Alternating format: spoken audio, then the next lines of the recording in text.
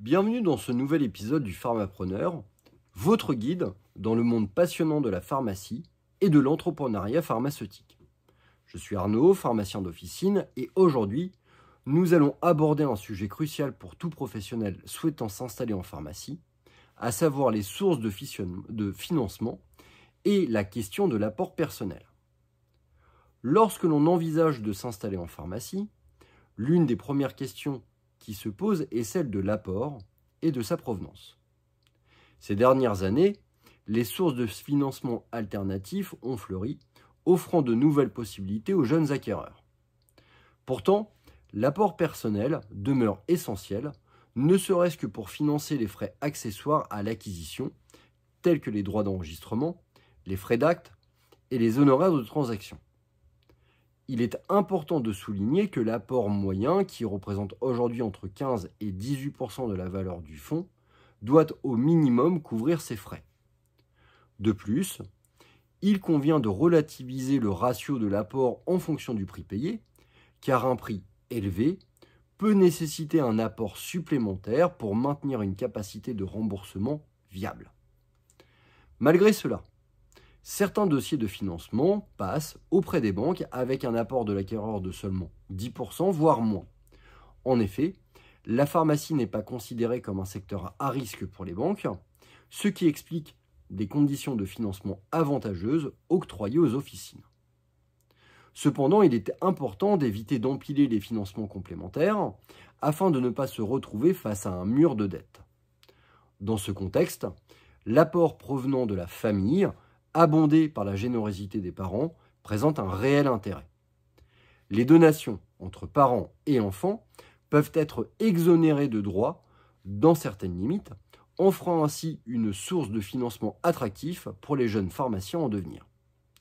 Si le bien transmis par un parent à ses enfants est une somme d'argent, cette donation entre dans le schéma le plus classique de la donation.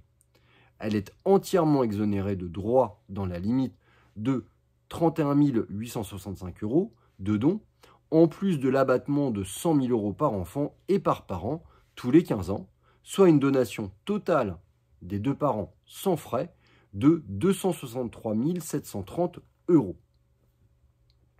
Il est toutefois crucial de comprendre les implications juridiques et fiscales des différentes formes de donation, notamment la différence entre donation simple et donation partage. Une donation à un enfant qui s'installe est rapportable à la succession, sauf s'il est hors part successorale. C'est donc très dangereux si on ne fait rien. C'est le régime légal de toute donation. En effet, la donation simple implique une réévaluation du bien donné après le décès du donateur au moment de la succession.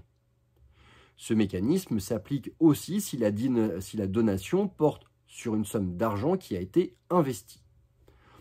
En revanche, la donation partage, réalisée obligatoirement par un acte notarié, n'entraîne pas de réévaluation au moment de la succession. Comme il s'agit d'un partage entre tous les ayants droit du donateur, la valeur de ce que chacun a reçu est fichée au jour de la donation. Si vous optez pour un prêt familial, il est impératif de respecter certaines conditions telles que l'enregistrement du prêt au centre des impôts, l'établissement d'un taux d'intérêt cohérent et le remboursement effectif du prêt.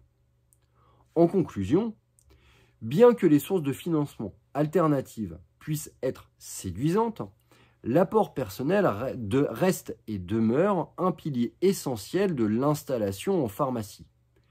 Quelle que soit sa provenance, il est important de bien comprendre les implications financières et juridiques de chaque option afin de garantir la réussite de votre projet d'installation. Merci d'avoir suivi cet épisode du Pharmapreneur et à bientôt pour de nouvelles explorations de l'entrepreneuriat pharmaceutique.